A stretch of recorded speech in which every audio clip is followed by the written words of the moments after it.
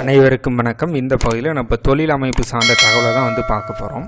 தொழில் அமைப்பு அப்படின்றது 10ஆம் பாவ உபநட்சத்திரம் நின்ற நட்சத்திரம் 2, 6, 10, 11 இந்த வீடுகளை குறிக்காட்டினா அந்த ஜாதருக்கு தொழில் உண்டு அப்படின்றத நம்ம பேசியிருந்தோம். அதில் எது போலன்றது அந்த 10ஆம் பாவ உபநட்சத்திர கிரகம் தான் தொழிலை நிர்ணயம் பண்ணும் அப்படின்ற விஷயத்தை நம்ம சொன்னோம்.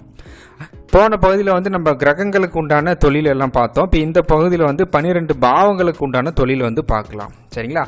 10ஆம் பாவ உபநட்சத்திர கிரகம் 1வது வீடை குறிக்காட்டுது அப்படின்னா நிர்வாகம் சார்ந்த தொழில், அட்மினிஸ்ட்ரேட்டிவ் தொழில் அப்படின்றத சொல்லலாம். 2ஆம் பாவத்தை குறிக்காட்டினா பொருளாதாரம் சார்ந்த தொழில், பேச்சாளர்கள், இதெல்லாமே 2ஆம் பாவத்துடைய தொழில்.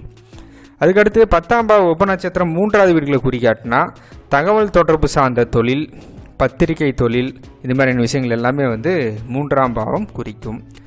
10ஆம் பாவ உபநட்சத்திரம் 4வது வீடை குறிக்காட்டுதுன்னா வீடு, நிலம், வாகனம், சொத்துக்களை பயன்படுத்தி செய்யக்கூடிய தொழில், மெக்கானிக்கல் சார்ந்த தொழில், கட்டுமானம் சார்ந்த தொழில், இதெல்லாமே 4ஆம் பாவத்துடைய தொழில்.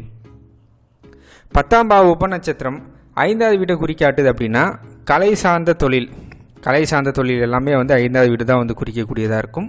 ஆன்மீகம் சார்ந்த தொழிலும் 5ஆம் பாவத்தை குறிக்கும். அதுக்கடுத்து 6வது வீட்டை குறிக்காட்டுது அப்படின்னா டெக்ஸ்டைல் சார்ந்த தொழில், மருத்துவம், கால்நடை சார்ந்த தொழில் எல்லாமே 6ஆம் பாவத்துடைய தொழில். 10ஆம் பாவ உபநட்சத்திரம் 7வது வீட்டை குறிக்காட்டுது அப்படின்னா பொதுஜன தொடர்பு சார்ந்த தொழிலுங்க.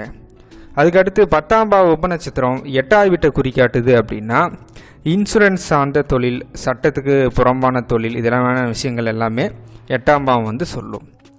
அதுக்கடுத்து 10ஆம் பாவ உபநட்சத்திரம் 9ஆம் பாவத்தை குறிக்காட்டுது அப்படின்னா இது மாதிரி கல்வி சார்ந்த தொழில், ஆசிரியர், ஆன்மீகம் சார்ந்த தொழில், உயர்கல்வி, காலேஜ் எஜுகேஷன் சார்ந்த தொழில், இது எல்லாமே 9ஆம் பாவம் குறிக்கும். அதுக்கடுத்து 10ஆம் பாவ உபநட்சத்திரம் 10வது வீட்டையே குறிக்காட்டுது அப்படின்னா இது நல்ல ஒரு அந்தஸ்தான தொழில், ஒரு மிக உயர்ந்த அரசியல் சார்ந்த பணிகள், இதெல்லாமே 10ஆம் பாவம் குறிக்கக்கூடிய ஒரு விஷயமா இருக்கும். 10ஆம் பாவ உபநட்சத்திரம் 11வது வீட்டை குறிக்காட்டுது அப்படின்னா அந்த ஜாதகனால் எந்த மாதிரியான தொழில் செய்ய முடியும்னா இது மாதிரி கேளிக்கை சார்ந்த தொழில், விளையாட்டு சார்ந்த ஒரு விஷயங்கள், இதெல்லாமே சொல்லக்கூடியதாக இருக்கும்.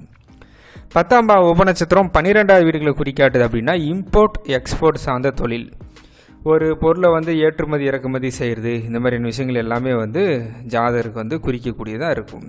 இந்த மாதிரி அந்த ஜாதகத்தில் இருக்கக்கூடிய அந்த உபநட்சத்திர கிரகம் என்ன அப்படின்றத பார்த்துக்குங்க.